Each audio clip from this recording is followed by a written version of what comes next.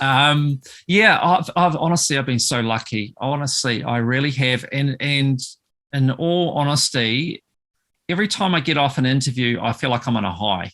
I just feel great. It feels amazing. It does feel quite tiring at times because you're like, especially when we're looking at a screen. So I video them and play them on YouTube as well.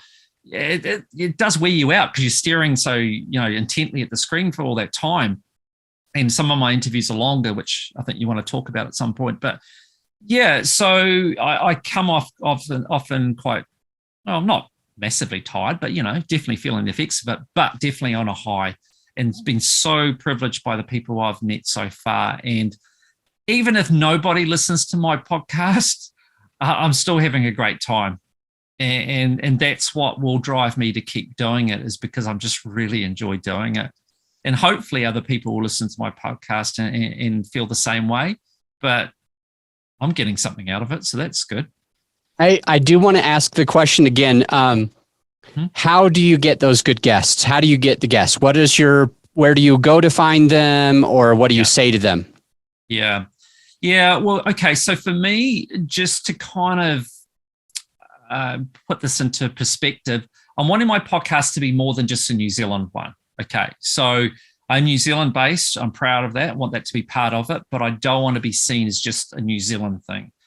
And kind of for a number of reasons. One, because I want to meet people from around the world, because that's really interesting, because people think differently, they're brought up differently, and that's really cool. Different experiences.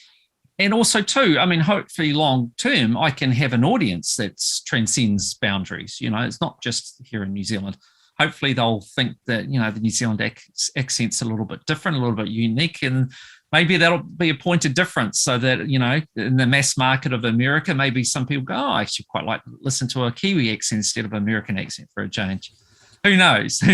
But yeah, I mean, so for me, it's just been, and I'm actually losing my train of thought now. So how do you find the guest? That's right, the guest. That's right. Sorry, getting so involved here. Yeah. So what I did originally, my first interview, interestingly, I managed to get a hold, and what I did was just basically picking up some people in New Zealand that I wanted to talk to and emailing them, having no relationship with them. And I was really lucky that one of the richest men in New Zealand decided that he would talk to me. And so my very first podcast wasn't an easy podcast, because he's a private man and he's busy. So he took the interview while he was driving his car. That was the only time I could fit it in. So from a purist point of view, it wasn't the best, but it's like you take what you can get. And this guy's, on the rich list in New Zealand, and he's prepared to give me some time. So I'm going to take whatever.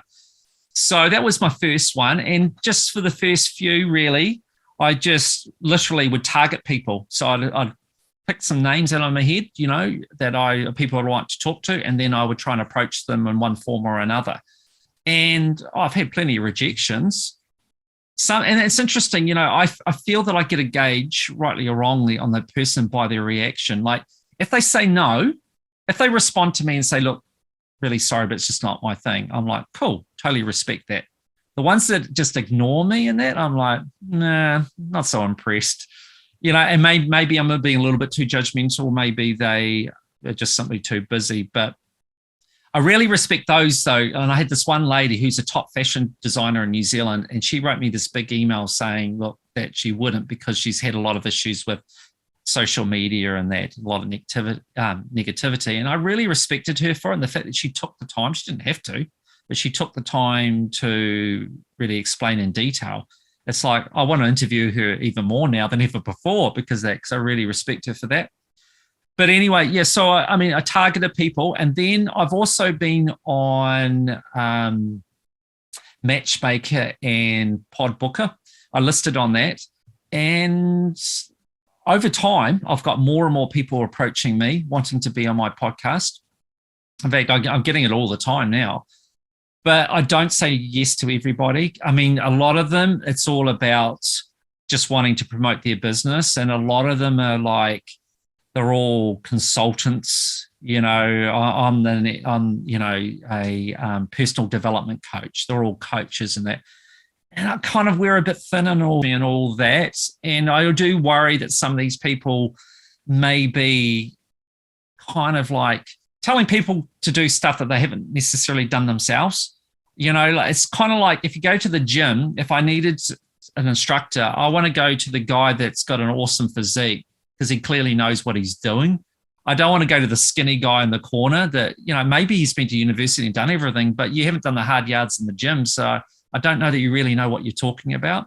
So it's kind of a bit like that. I'm a little bit cynical with some of these coaches and that just what are their credentials? Are they genuinely really got what it takes? Or are they just trying to make a buck by, purporting to be what they're not really? So anyway, so I it's not to say I don't have some of those sort of people, but I get a lot of that and I try and avoid that as much as possible. But I've been very fortunate to have a mix. So at the moment, like I've just interviewed a couple of people from the gaming industry here in New Zealand. That is an esports, as in, like, I don't know, any of those sort of online gaming sort of stuff. I've interviewed a few people in that industry, which has been really cool here in New Zealand. And that's just by approaching one. And then they have said, well, why don't you talk to this other person? So that's been really good and really interesting industry, actually, because it's really growing. And in New Zealand, esports is now recognized as a sport, which is, I think, one of the first in the world to do that. But so, yeah, it's a really now combination of targeting people and also getting approached by people through those two mediums.